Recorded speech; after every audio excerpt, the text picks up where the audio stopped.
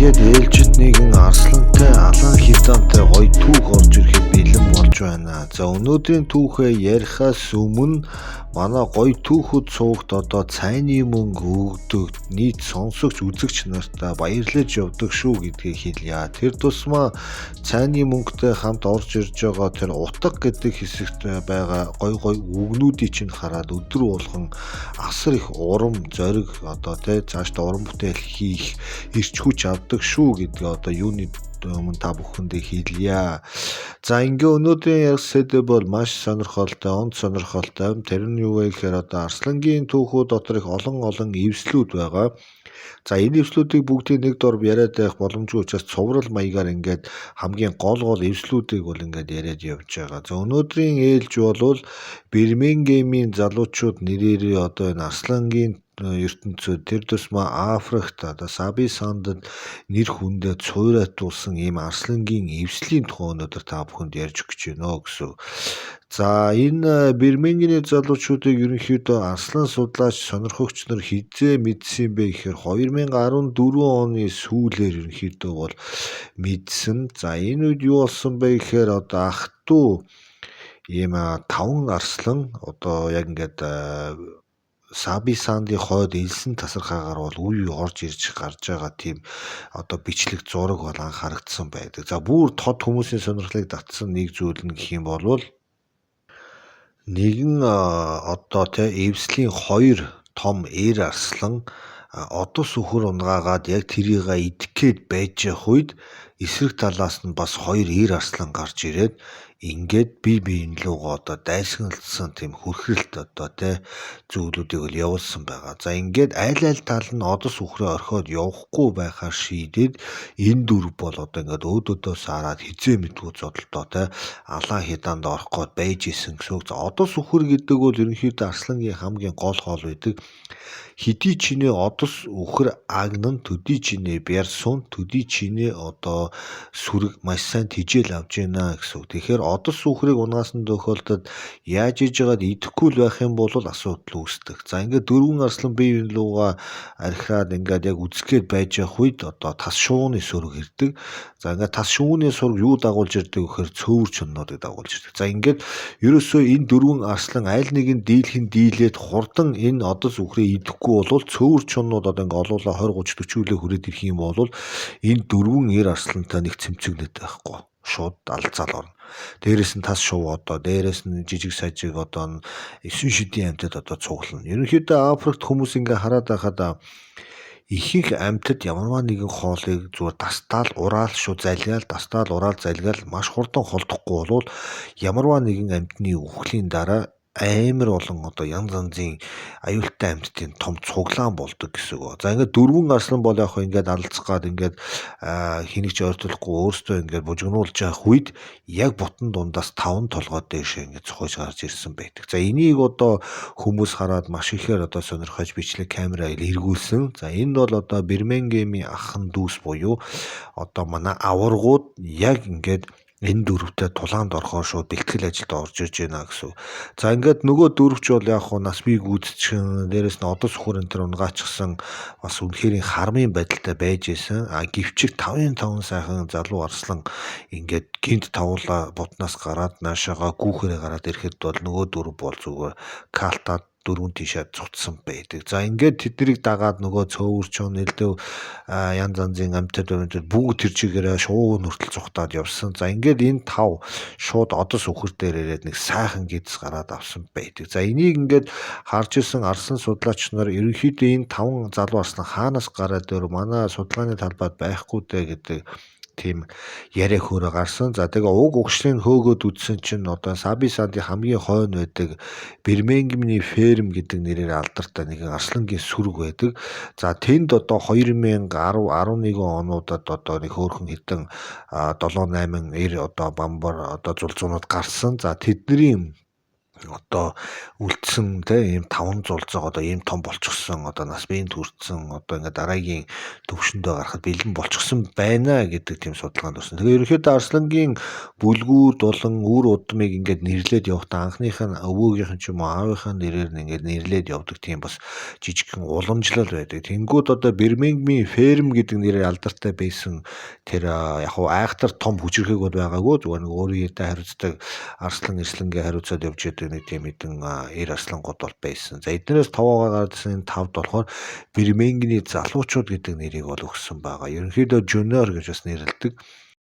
За ингээд Бирмингемийн залуучуудынхаа нэр усыг сайхан хэлээд явчих. Ерөнхийдөө олон арслангийн тухай түүхийг ярьж исэн. Тэгэхээр эдгээр шиг ийм хэцүү хэлэхэд зовлонтой нэрнүүдтэй бол ерөөсөө учирч ийсэнгүү. За жишээлбэл Scraper гэдэг нэртэй нэг арслан байна. За тэгээ Empomo гэдэг, тэгээ Ensuku, Tinyo, Nenha гэдэг одоо ийм 5 сайхан залуу эр арслан тухайн Саби Сандын хойд хэсгээр бол одоо ингээ нэгэнд эрчийг авахаар бол тодорхой болсон.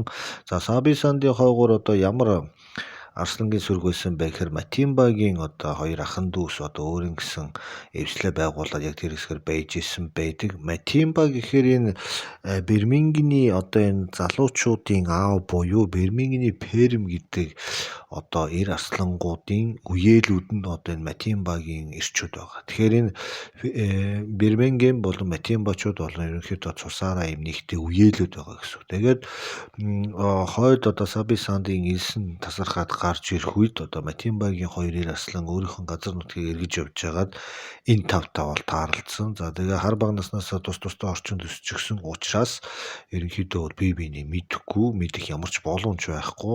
5 залуу арслан бол маш шаардлагатай өөрсдийн гэсэн одоо эвслийг байгуулж үр зулцгаа үлдээх одоо тийм шаардлагатай болчихсон байсан учраас Матимбачууд бол довтолдог. За Матимбагийн хоёр бол 5 сайхан залуу эр арслангүйгээд ирэхэд бол ерөнхийдөө шууд барьцаалдаа зүхтдэг байгаа. Ингээд хойд одоо Саби Сандын хэсэгт байсан Матимбагийн эвсэл задарч Матимбачууд одоо сүүлийнх авчаад зүхтаад алга болсон. Матимбагийн эмс хүүхнүүд бол одоо тэр чигээрээ шууд одоо энэ Бирмингемийн залуучуудын эзэмшилд ингээд автоматар орж байгаа. Анхны довтлогоонд урам авсан Бирмингемийн залуучууд бол ерөнхийдөө дараагийн удаа шууд довтлогоонд анхаарсан. За тэгээ эд хамаг юм сайхан жагссан бэлэн болчихсон байсан учраас одоо янз янзын тооцоотой хөгшөрсөн тийм арслангуудтай эвсэлрүүд рүү бол ерөнхийдөө нэлээд хүчтэй довтолсон. За эхлээд Матимбачууд руу дараад Матимбачуудыг бол цус гарахгүй өрөөгөө явуулчихсан. За тэгээ дараа нь Нихумба гэдэг бас нэг эвсэл байсан. Тэгээ Torchwood гэж байсан Styx гэдэг тийм эвслүүд энэ 3 эвслэл бол довтолж тэгээд энэ довтлохооны үеэр бол одоо Styx-ийн бахархлын одоо хоёр эр арслан бол амиа алдаад Никухума гэдэг эвслийн 2 наснд хүрсэн арслан бас өөрийнхөө 3 эр одоо зулцгийн хамт бас алуулсан ийм одоо тийм гонигтай үйл явдал болдог.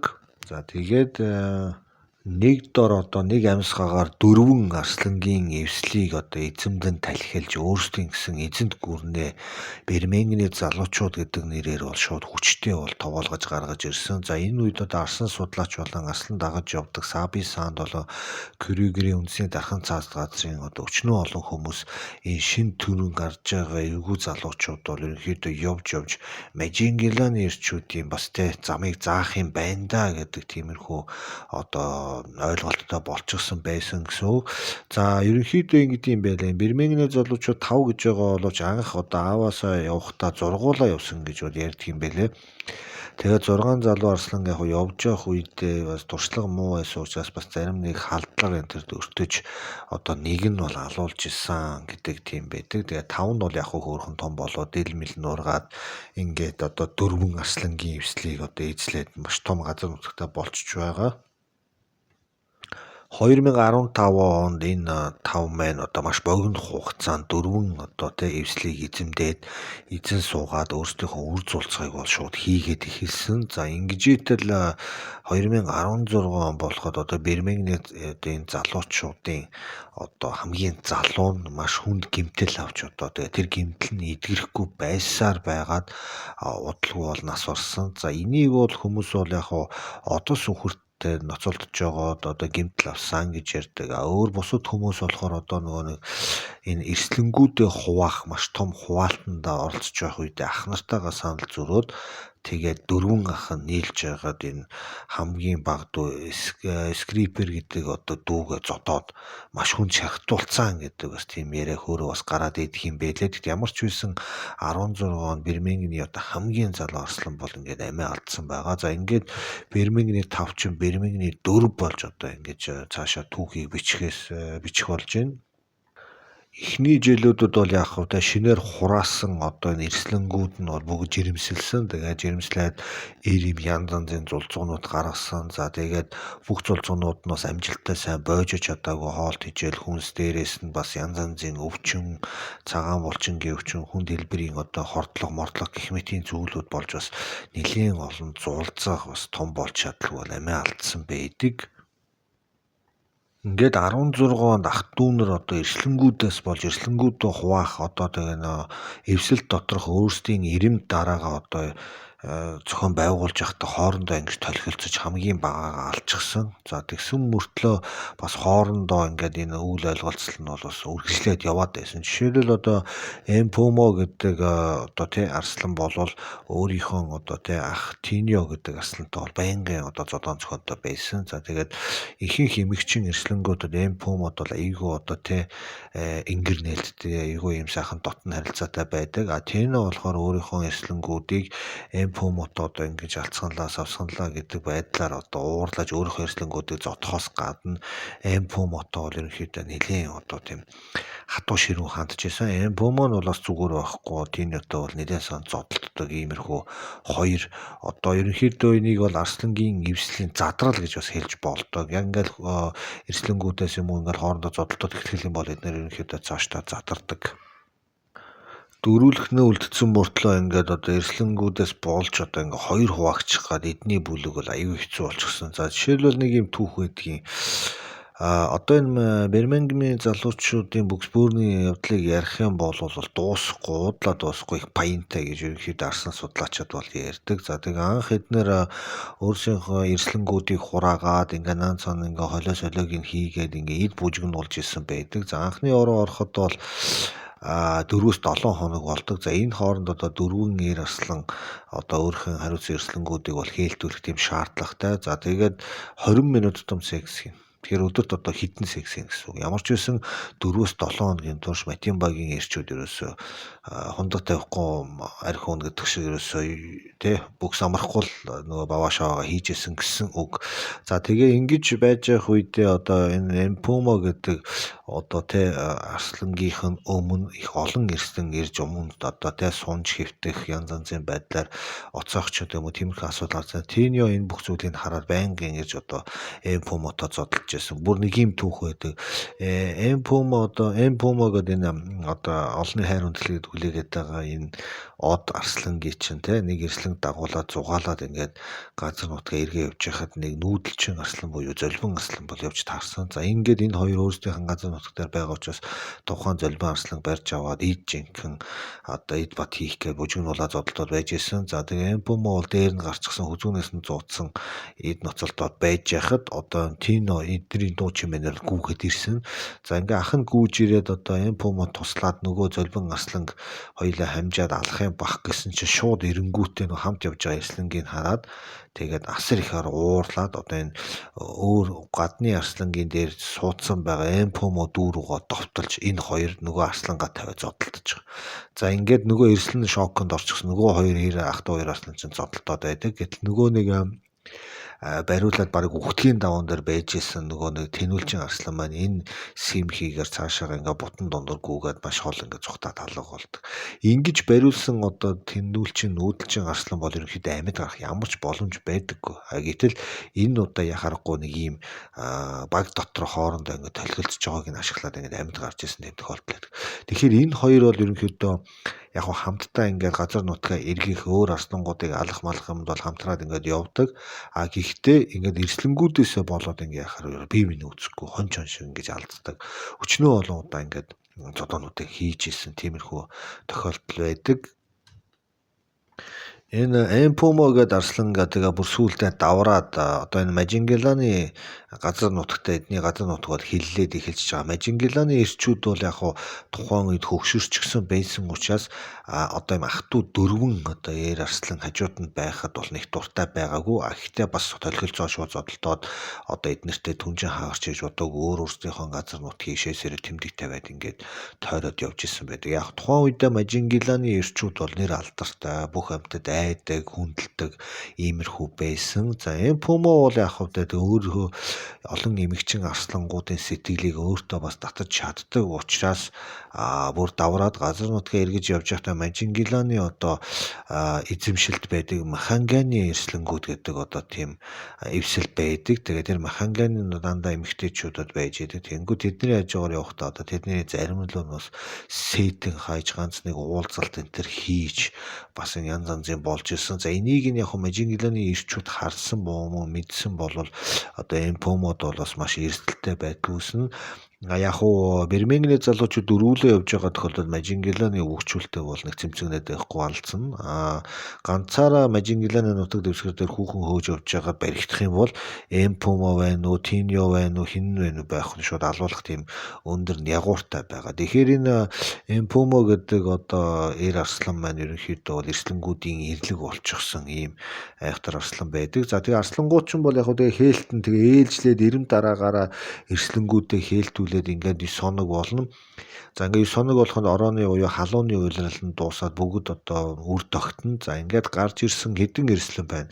За ойролцоогоор энэ нэг эвсэл 6 эрслэн байдаг. За тэгээ 6 эрслэнгийн зарим нь ороо, зарим нь орохгүй гэх мэтээр байж байгаа. Зарим нь хитрхи баг жуниорч гэдэг юм ингэж явж байдаг. Тэгээд ингээд төрөх үед одоо 4 байна уу 5 байна уу ямар ч ялгаа байхгүй бүх эрчүүд одоо тэр гарч иж байгаа зулцгнуудыг хүлээн зөвшөөрдөг, хамгаалдаг, сургадаг, өөрийнхөө хүүхчийг хайрлаж хамгаалдаг гэсэн үг.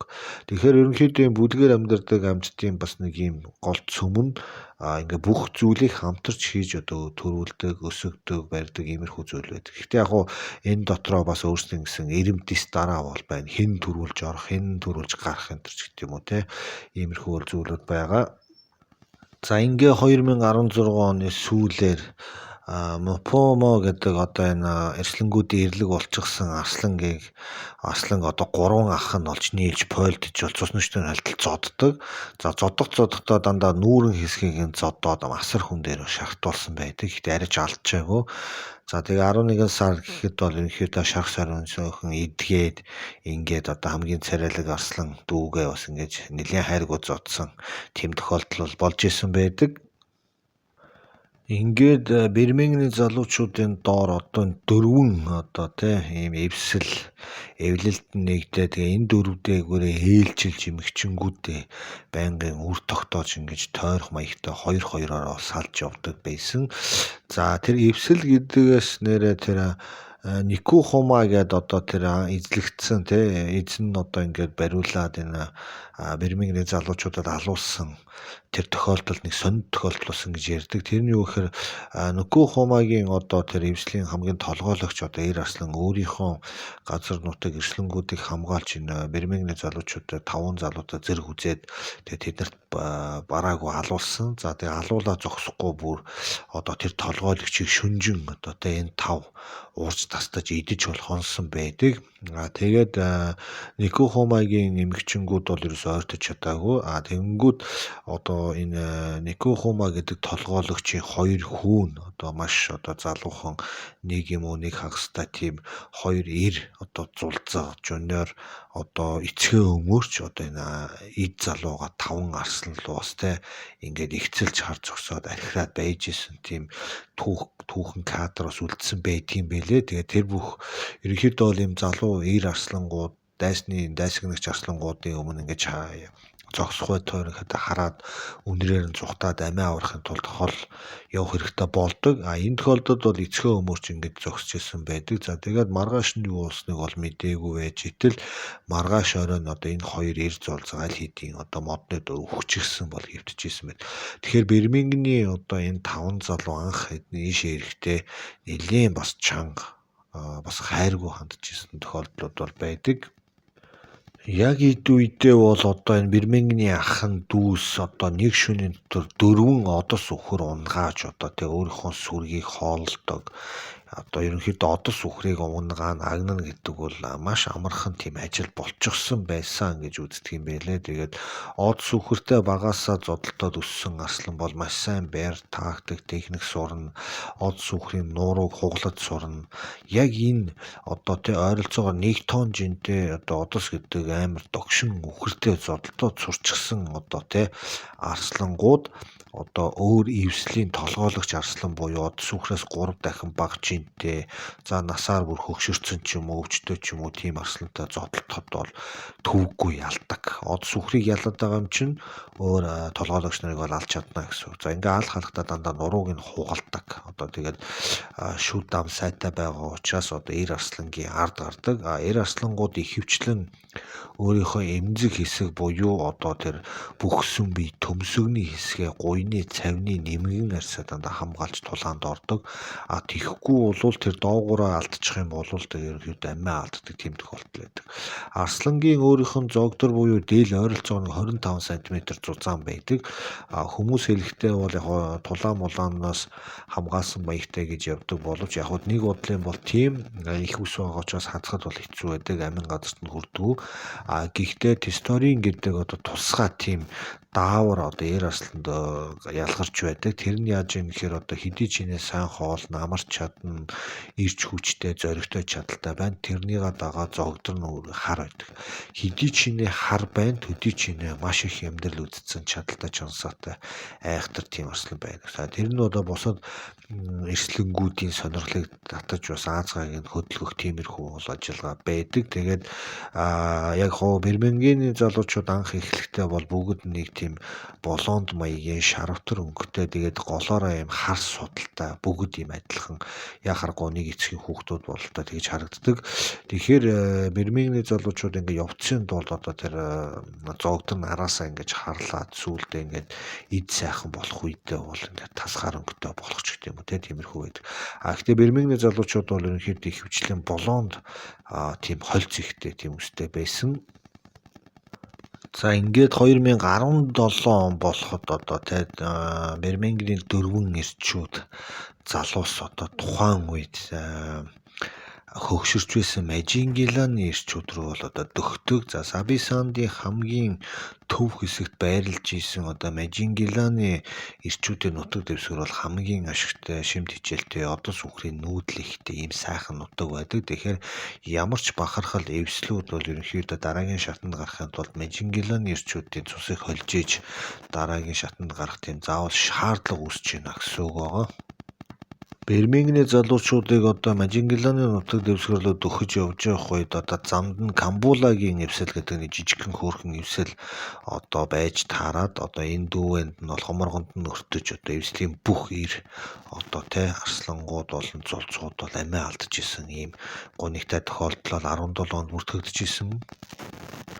Яг энэ дүрийг бужигнуулаад ингээ явж явах үед одоо эднэрийн харьяанд байсан 4-5 одоо арслангийн сүрэг эвслүүдийн одоо эрслэнгүүд бүгд сайхан жирэмсэн болцоогоод хээл аваад тэгээд амжилттай зулцгнуудаа гаргаад ингээд байж исэн. За энэ дүр бол яг тэр эдийгээ эргэж тойроод нутаг дэвсгэр дундуураа ганц нэгээрээ хоёулаа гуруулаа ингээд заримдаа явж идэг. Тэгээд ороо энтер болох юм бол асар их ядардаг. Тийм олон эрслэнг одоо хариуцаж үр цулцгаа үлдээнэ гэдэг бол бас л арслангийн хувьд бол нэлээд адармаатай ажиллаад 20 минут тутамд л одоо дээр гарахгүй болохгүй юм ажилтай байдаг. Ерөнхийдөө энэ арслангийн амьдралын тэрцмэн сексийн физиологийн цаг хугацааг нь харахаар 5-9 наснда бол асар идэвхтэй байдаг юм. Тэгээ 9-өөс хойш болоод ирэхээр нөгөө юм босдго юм уу ямар ч хэлсэн эрслэнгүүдээ бол одоо хангалттай жирэмслүүлж чадахгүй хэмжээнд бас хүрдэг. За арсланчин бол яг 15 насчдаг гэдэг. Тэгэхээр 9-өөс 10-таагаас чалах нь муудаад эхлэхээр ерөнхийдөө асар хэцүү болно гэсэн. Тэр үед одоо залуу эрслэнгүүд байгалийн жамаараа хээл авахын тулд одоо өөр залуу арслангуудыг хүсдэг. За тэгэнгүүт одоо тэнүүлчин гэр арслангууд эсвэл одоо хажуу талын хөрш одоо янз янзын залуу арслангууд эвслүүдийн эрчүүдийн анхаарлыг бол татаж өөр дээрээ гал дуудаж идэг. За энэ л хөгшин арслангуудад бол маш одоо тийм хэцүү эрсдэлтэй байдал бий болгодог гэсэн үг байгаа. 2018 он Мажингиланы ирчүүд одоо Төв Сабисандын одоо тэр хэсгийг алдаж Бэрменгений одоо энэ төрөлтөөс бол зугтсан. За тэгэнгүүт Бэрменгений залуучууд энийг ашиглуулж урагшаага бол нэлээд сайн хөөсөөр байгаад одоо Мажингиланы ирчүүдийн эзэмшилд байсан Махангены, Камбула, Цаала гэдэг эвслүүдийг бол хүчээр нэгтгэж авсан байдаг. За тэгээд Цаалагийн одоо сүүлдээ сүүлгүй эмэгчин эрслэнгүүдийн тухай түүхийг ярихад Бэрменгений залуучуудын тухай түүх бол орж ирнэ.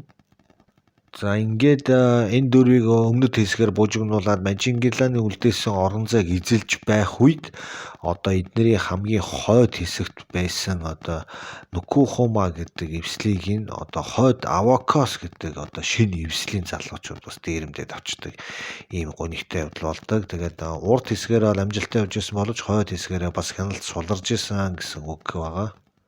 2018 онд одоо энэ Бэрменгений дөрвөн залуусыг эд бужигнуулж явах үед одоо эдний хамгийн царайлаг Мпумо гэдэг одоо арслан өөрийнхөө ах нараас одоо гав ганцаараа бие даагаад өөр тийшээ бол ингээд явсан. За ингээд явахдаа эднэрийн байдаг газраас 60 км-ийн зайтай хол газар одоо ингээд гав ганцаараа адал явдал хайгаад явсан. За зарим судлаач нар хэлэхдээ бол өөр эмэгчин эрслэнгүүдийг дагаад ингээд өөрийнхөө ах нарыг орхиод өөрийгөө аюулгүй байдалтай ингээд оруулаад эвгүй байдалд оруулаад ингээд явсан гэдэг тийм таамаглал байдаг. Тэгээ ямар ч байсан Мпумо бол дахиж одоо ингэж энэ бүлэгтээ ч ирээгүй, Сабисандын зураглаач нарын дууранд бол өртөөгүй. Тэгээд хүмүүс маш ихээр хүлээсэн боловч ерөнхийдөө амьд өгсөн бол мэддэхгүй яваад Орос руу алга болсон. За үүнийг бол тэгээд дараа нь хүмүүс ерөнхийдөө нас урсан гэж ойлгодог. За ингээд ах トゥ 5 арслан анх Сабисандад орж ирээд бужигнуулж ирсэн. Нэг нь тэгээд өгчихсэн, хоёр дахь нь одоо ингээд үгсэн амьд мэддэхгүй хоошоо аваад алга болчихсон. Ингээ байж л 2019 онд одоо энэ Бэрменгений залуучуудын 3 дахь буюу энэ Энсүку гэдэг одоо арслан бас амиа алддаг байгаа. За тэгээд Энсүку бол яг гуйны хүнд бэртэл бол аваад тэгээд тэр нь ерөөсөө ингэж идгэж өгөхгүй одоо өрөвсөл халууралт одоо өвчин орж явсаар байгаад бол хөл дээр алхаж чадахгүй сүулдэ бүгсэн биеэ чирж байгаа. Тэгээд энэ гэмтлийн хүндрэлээс болж бол амиа алдсан байдаг. Энсүку гэдэг одоо энэ арслан бол амьсгаагаа авахтаа хамгийн сүүлийн амьсгаа автлаа бол ерөнхийдөө асар их зовсон, өвдсөн, халуурсан юм бол үүдсэн. За ингээд энэний хажууд бол одоо түүний хоёр ах Тино, Нянха нар нь бол ерөнхийдөө бол холдохгүй байсан. За тэгээд Бэрменгений 5 ах дүүсийн 3 нь одоо ингээд амиа алдаад Тино тэгээд Нянха хоёр бол одоо ингээд зам өөрөө цаашаа аваад өөрийнхөө эрслэнгүүдийг хариуцаад газар нутгаа үргэлж одоо хамгаалах тийм шаардлагатай болж байгаа. За ингээд Бэрменгений ирчүүдээс хоёулахнаа үлдсэн одоо энэ хоёр арслан маань бол өөрийнхөө газар нутгийг хамгаалсан. Гэвчиг одоо хоёр ир арслан дээрээс нь бас насан турш явчихсан учраас одоо шин залуу эвслүүд бол эдний одоо хил хязгаарт бол тулаад ирсэн. За хамгийн түрүүнд Отавочууд буюу Отавагийн хоёр гишүүн одоо энэ хоёр руу шууд зоригтой халц тулаан хийсэн. Хоёрын эсрэг хоёр тулаан болсон.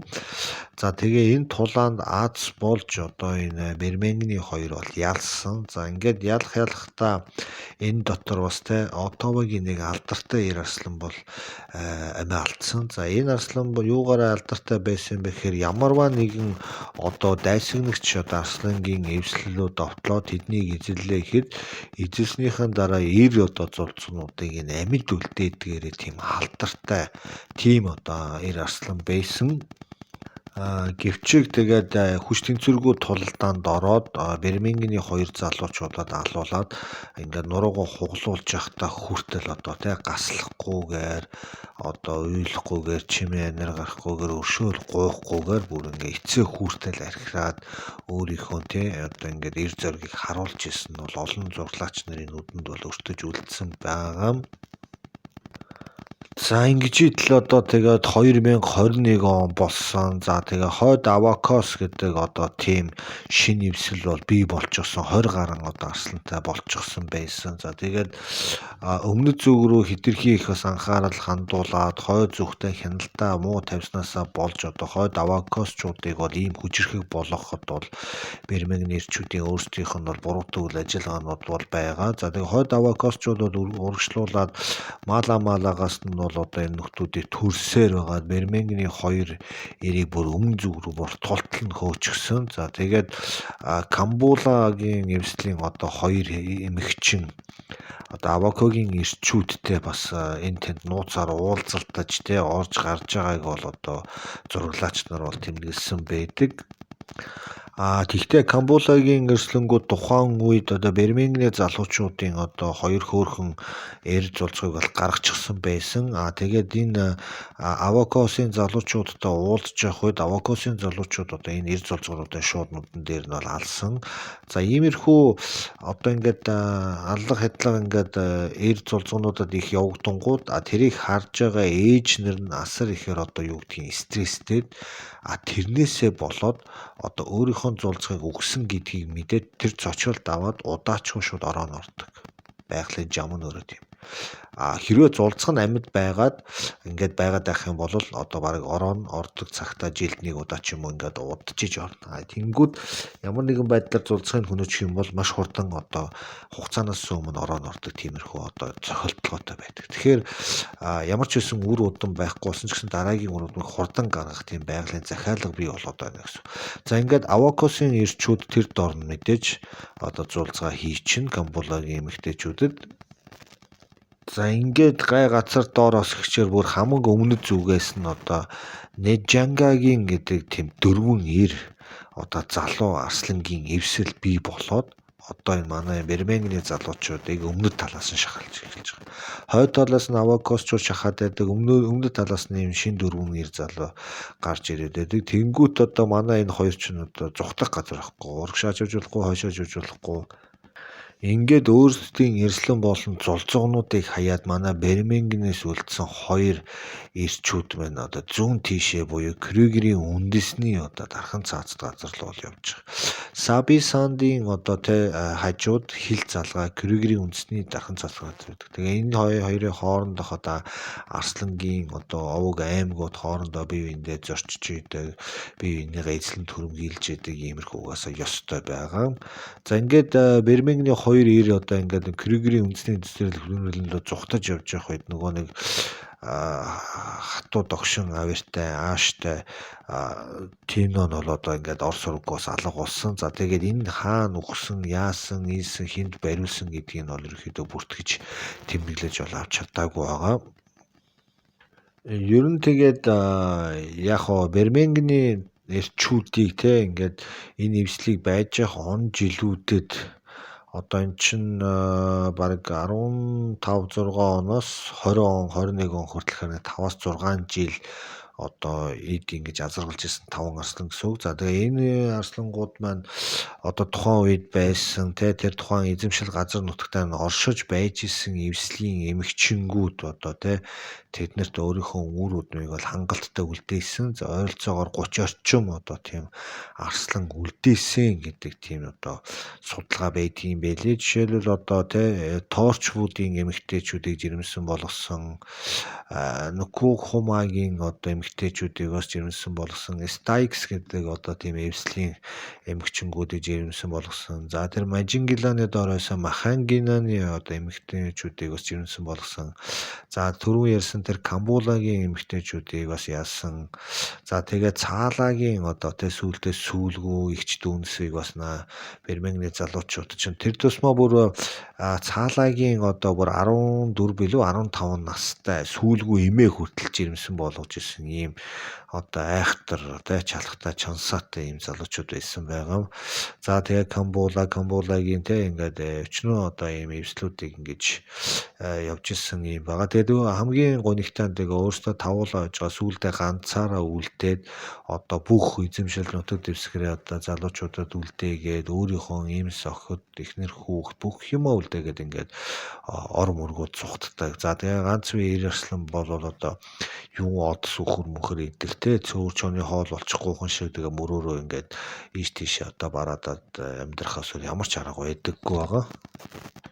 За ингээд 21 он гэхэд эднэр бол ингээд ерөнхийдөө бол задарчихсан. За ингээ 23 он хүртэл одоо Нэнха гэдэг одоо хамгийн сүүлийн Бермангны одоо залуу одоо энэ залуусаас үлдсэн энэ Эрарслан бол одоо 23 онд хүртэл одоо ингээд явсан. За тэгээ 23 онд алга болсон гэдэг тийм баримт байдгийн байлээ. Тэгээ яагаад алга болсон нь бол хинч мэдэж чадаагүй. Ямар ч байсан ингэж тэнж явж байгаа тэнмэл буюу нүүдэлчин арслан болж явсаар гоод ингээд дууссан байгаа. Тэгэхээр цагтаа цалгиж явсан одоо Эрарслангууд одоо тэгээд ингээд эдний энэ тавыг харахад ерөнхийдөө бол дандаа хар залуугаараа бол хөвчлэн бол өгчихсэн байгаа. Мапаогоч гэдэг юм уу бусад одоо эвслүүд шиг 15, 14, 13 энэ төр бол наслаагүй. Одоо ингээл хамгийн сүүлд одоо нас орсон Нэнхагийн ингээл харахад 23 он гэдэг чинь ойролцоогоо 11 юм 12 насыг л насалсан гэсэн.